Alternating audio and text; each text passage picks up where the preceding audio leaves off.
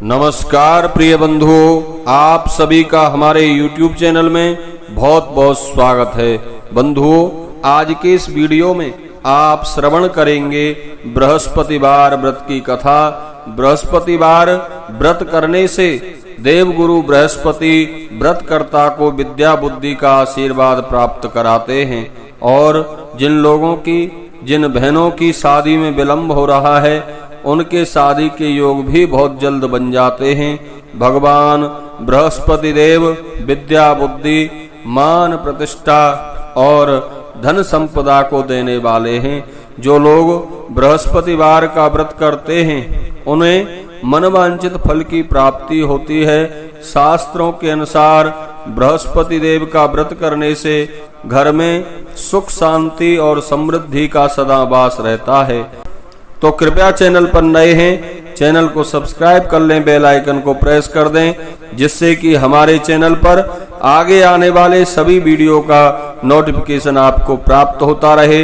हम आपके लिए प्रत्येक व्रत और त्योहारों की शास्त्रोक्त जानकारियां वीडियो के माध्यम से आप तक पहुंचाते रहते हैं। तो वीडियो को लाइक अवश्य करें और कमेंट में जय श्री कृष्णा लिखना बिल्कुल ना भूलें। तो चलिए आज के इस वीडियो को करते हैं प्रारंभ।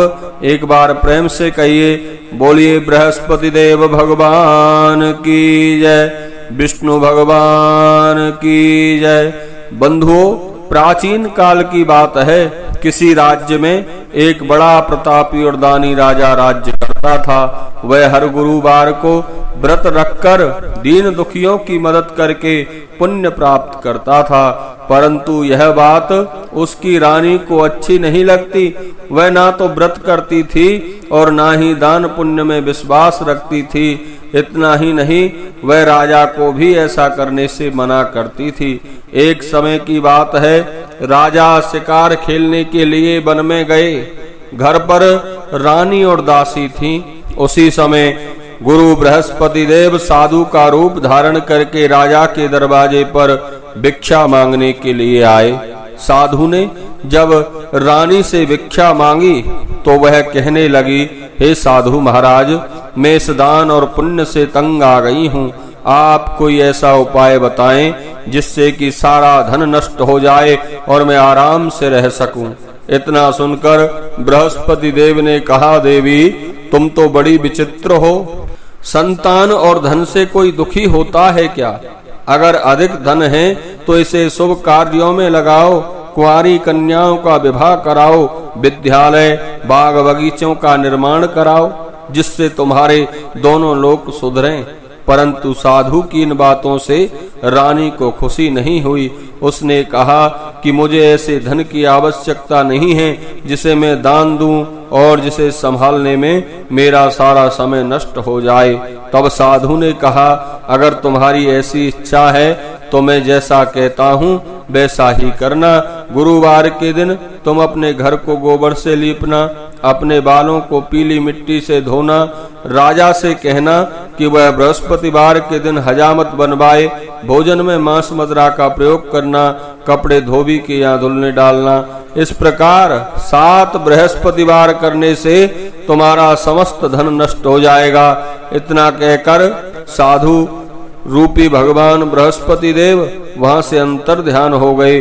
साधु के अनुसार कही बातों को पूरा करते हुए बंधुओं, रानी को केवल 3 बृहस्पतिवार ही बीते थे कि उसकी समस्त धन संपत्ति नष्ट हो गई। भोजन के लिए राजा का परिवार तरसने लगा। एक दिन राजा ने रानी से कहा, बोला, हे रानी तुम यहीं रहो, मैं दूसरे देश को जाता हूँ। यहाँ पर सभी लोग मुझे जानते हैं, इसलिए मैं कोई छोटा कार्य नहीं कर सकता। ऐसा कहकर राजा दूसरे देश चला गया। वहां वह जंगल से लकड़ी काट कर लाता और शहर में बेचता। इस तरह वह अपनी जीवन व्यतीत करने लगा। इधर राजा के परदेश जाते ही रानी और दुखी रहने लगी। एक बार रानी और दासी को 7 दिन तक भोजन प्राप्त नहीं हुआ तो रानी ने अपनी दासी से कहा, हे दासी, पास ही के नगर में मेरी बहन रहती है, वह बड़ी धनवान है। तुम उसके पास जाओ और कुछ लेकर आओ ताकि थोड़ी गुजर बसर हो सके। दासी रानी की बहन के पास गई। उस दिन गुरुवार का दिन था और रानी की बहन उस समय बृहस्पतिवार व्रत की कथा सुन रही थी।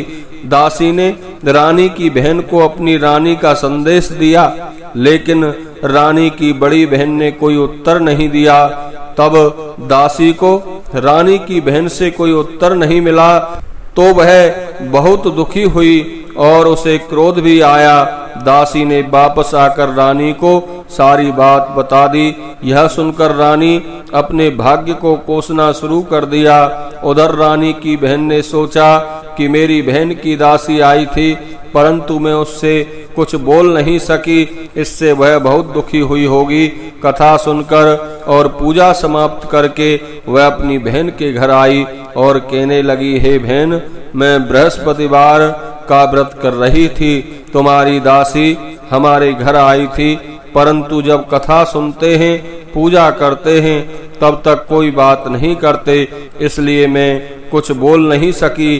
कहो दासी, क्यों आई थी? रानी बोली, बहन, तुमसे क्या छुपाऊं, हमारे घर में खाने तक को अनाज नहीं है। ऐसा कहते कहते रानी की आंखें भर आईं। उसने दासी समेत पिछले 7 दिनों से भूखे रहने की पूरी बात अपनी बहन को बता दी। रानी की बहन बोली, देखो बहन, भगवान बृहस्पति देव सबकी मनोकामना पूर्ण करते हैं। देखो, शायद तुम्हारे घर के अंदर भी कुछ अनाज आदि रखा होगा। पहले तो रानी को विश्वास नहीं हुआ, पर बहन के आग्रह करने पर उसने अपनी दासी को अंदर भेजा तो उसे सचमुच अनाज से भरा एक घड़ा मिला। यह देखकर दासी को बड़ी हैरानी हुई। दासी रानी से कहने लगी, हे रानी, जब हमको भोजन नहीं मिलता तब हम व्रत ही तो करते हैं, इसलिए क्यों ना इनसे व्रत और कथा की विधि पूछ ली जाए, ताकि हम भी भगवान बृहस्पति देव का व्रत कर सकें। तब रानी ने अपनी बहन से बृहस्पतिवार व्रत के बारे में पूछा।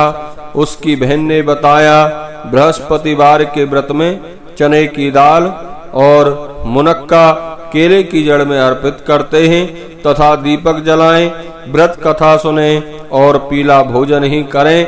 इससे बृहस्पति देव और भगवान विष्णु प्रसन्न होते हैं। व्रत और पूजा की विधि बताकर रानी की बहन अपने घर को लौट आई। 7 दिन के बाद जब गुरुवार आया तो रानी और दासी ने व्रत रखा।